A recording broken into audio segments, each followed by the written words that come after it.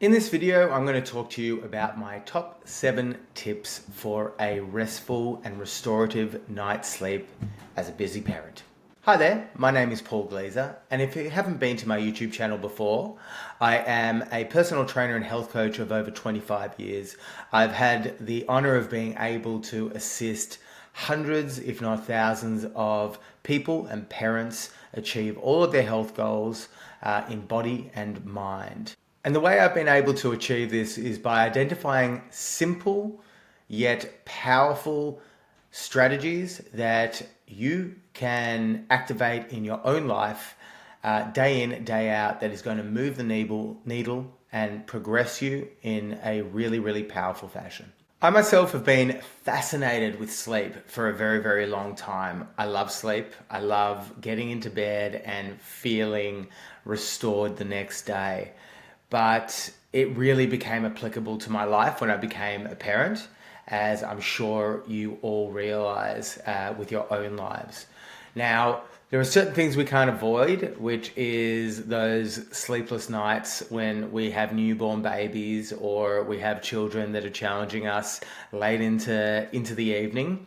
But there are things that we can do when we wake up and before we go to sleep to be able to get a more restorative night's sleep and increase the quality of sleep that we do get throughout that night. So what I'd like to do is take you through my top 7 strategies that will be able to give you the best night's sleep you possibly can as a busy parent. Let's dive straight into it, shall we? The first tip I have is really being able to maintain that consistency in your sleep schedule, i.e. going to sleep at roughly the same time in the evening and waking up at roughly the same time in the morning. Now, some of us don't have, the privilege of having the world around us curate this type of scenario, but if you can do this at mainly, within a standard deviation of 30 minutes, it's going to go a long, long way. And the reason for that is to be able to create that balance in your circadian rhythm. If you can create a predictable schedule for your circadian rhythm, it's going to be able to create a far greater and predictable quality of sleep throughout the night when you are actually getting it. It's a well-known fact that shift workers and people with irregular sleeping schedules do suffer a great deal from things like grogginess in the morning when they wake up, depression, anxiety, things that really are not good things if you can avoid them. Now, some of us cannot avoid that. We have to work shift work, and that's just the way it is. But there are ways that you can also work around that. But we're talking now about people who have the ability to be able to maintain that really healthy sleep-wake cycle, consistent sleep-wake cycle. It's just about having that discipline to be able to implement it. So what does a consistent sleep-wake cycle do? Well, it gives you the ability to be able to have that restorative sleep. As I mentioned before, it gives you the ability to be able to have that memory consolidation, which is a really important part of recovery when you're sleeping. It also allows you to explore everything that you've unpacked throughout the day in your subconscious, your creativity, your emotional processing.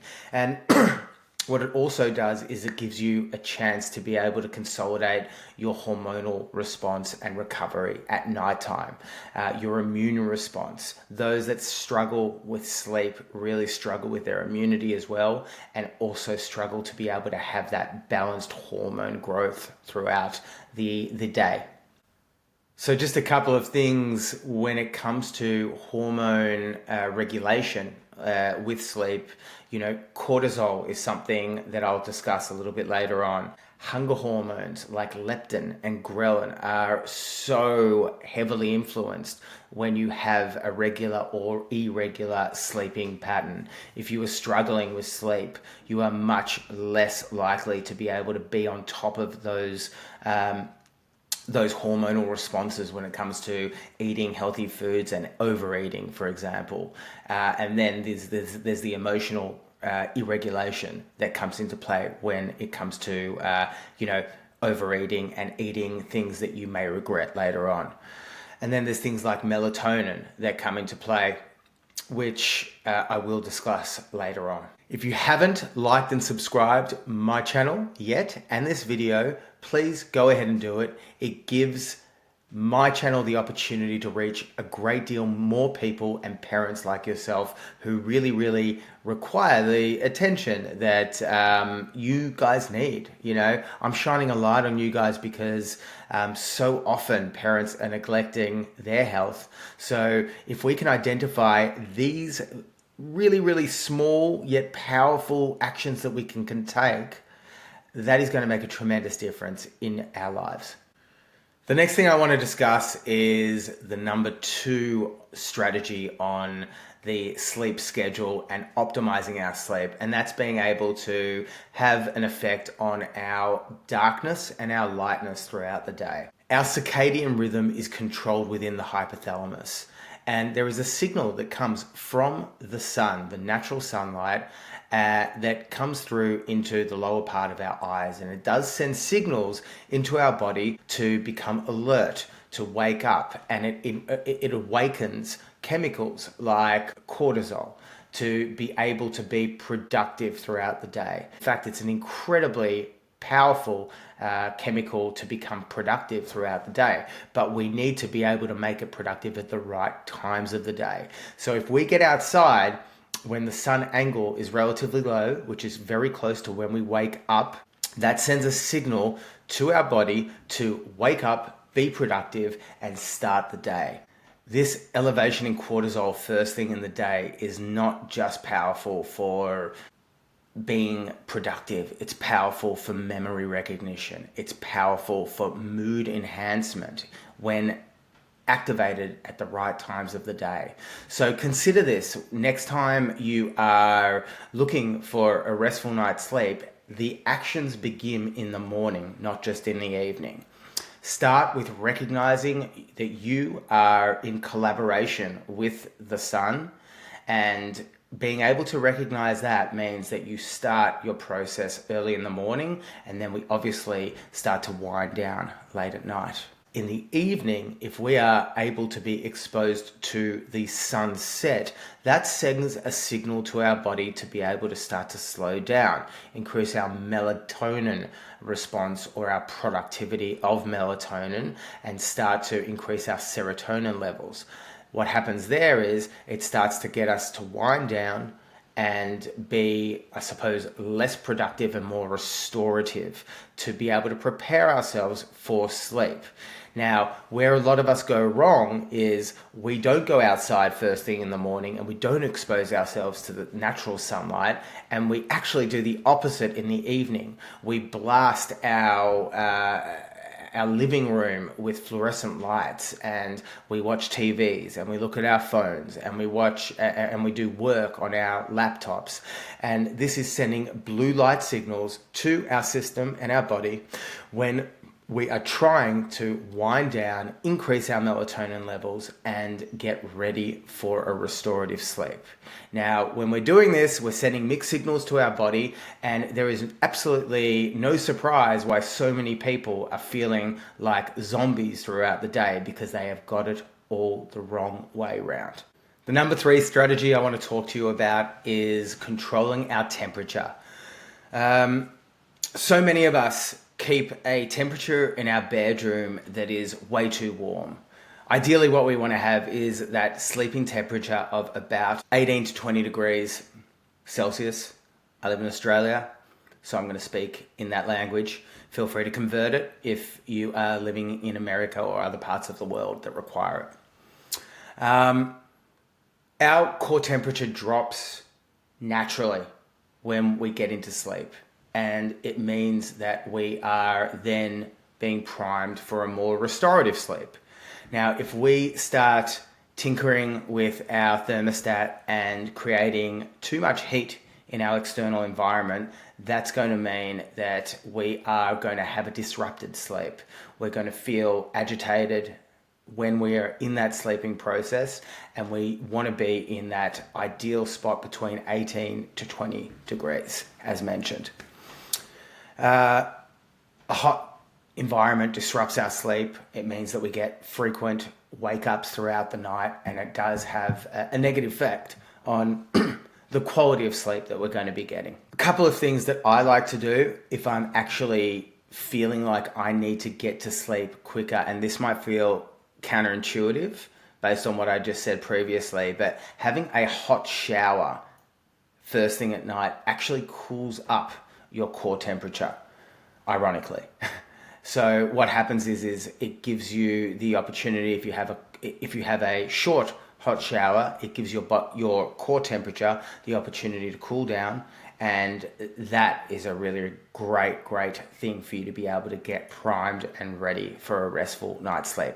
A warm hot shower or a hot bath works an absolute treat. Some more things that a cool environment assists you with is avoiding more nighttime wake-ups, giving you that restorative sleep that you need, and also being able to give you that opportunity to recover in the physical and the mental sense. All the things I mentioned before about, getting memory recognition, being able to restore your hormones, being able to increase your body's alertness for the next day. All very great things.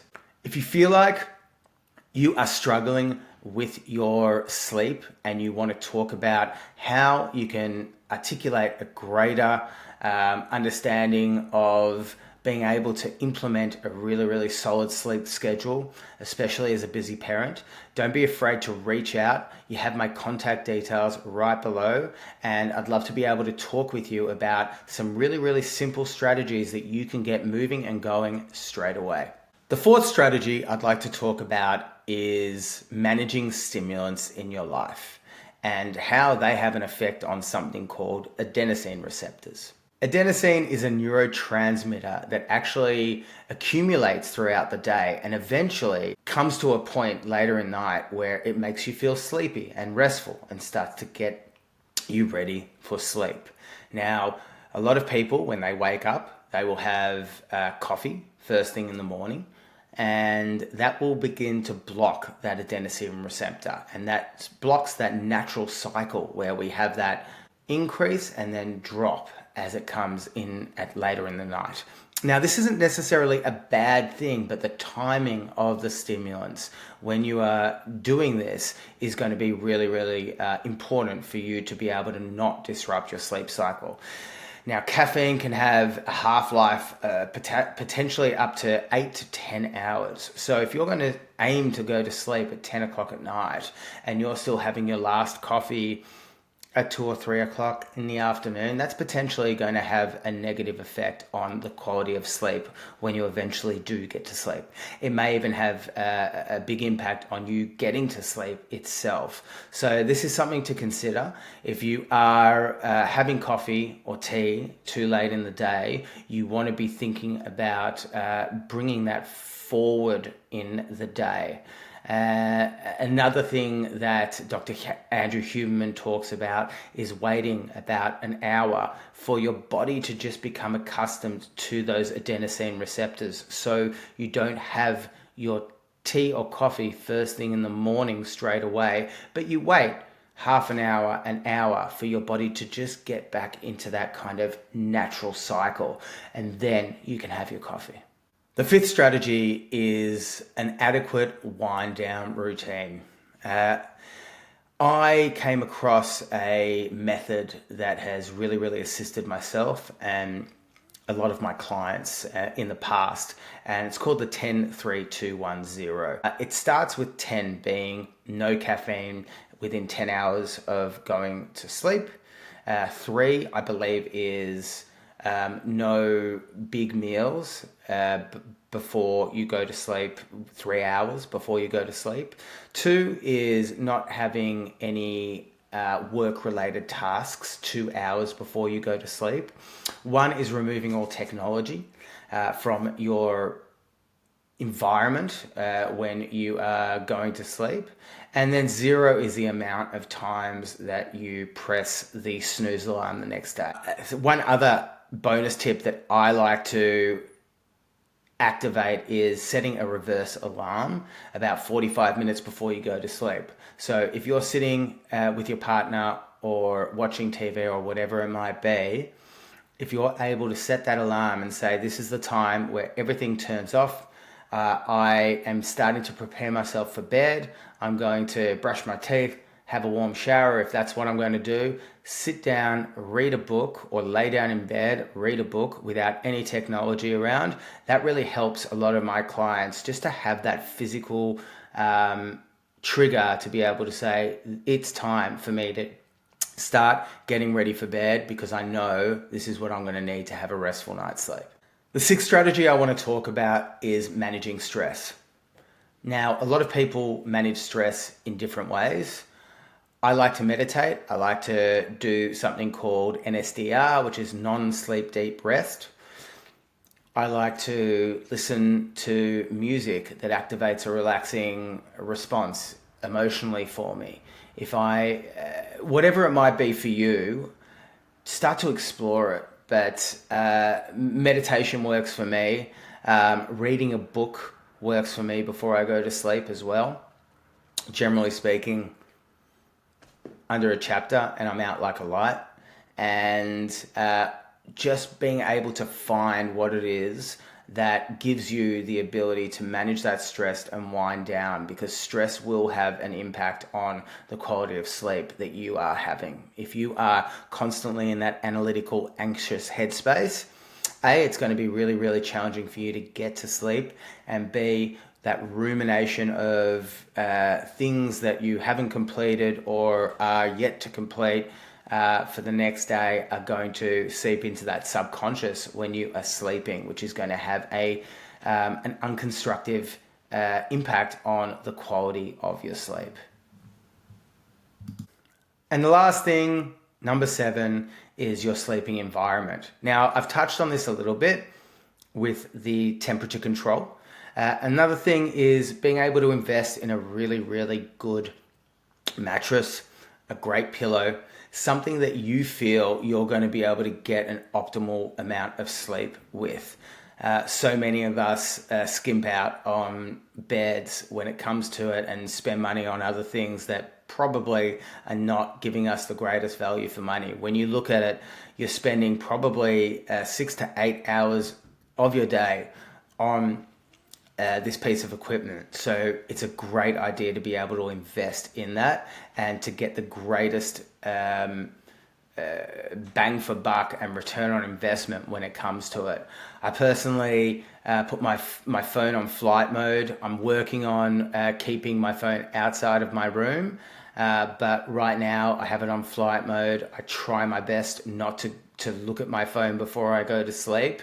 All these little things can make a really, really big impact when you can create a sleeping environment that is going to help support you. I was told by an organizational psychologist that you should be doing 2 things in your bedroom, and that's the 2 S's: sleep and sex. If you're doing anything else in your bedroom, it's probably not going to be the most constructive thing that you can do in your bedroom. Just keep it in another room and keep that bedroom as a really, really focused haven for sleep and sex. And there you have it, folks. My 7 most powerful sleep tools that I use and I impart onto my clients. I feel like they are really, really powerful. I feel like I've covered a lot of the bases. If you have anything that you'd like to add to it, please write in the show notes. I'd love to start that conversation with you guys. And please don't forget to like and subscribe. And if you have any questions, go ahead and write them in the show notes. I will be monitoring it and responding all the time. And if you would like access to my 31-day stress management tool, which is a 31-day breathing challenge, I've been able to help a great many people being able to combat and manage their own stress when it comes to just utilizing this. It's a really, really simple breathwork challenge that you can put on for 31 days and get the most out of it. I'll put the link in the show notes. Please check it out.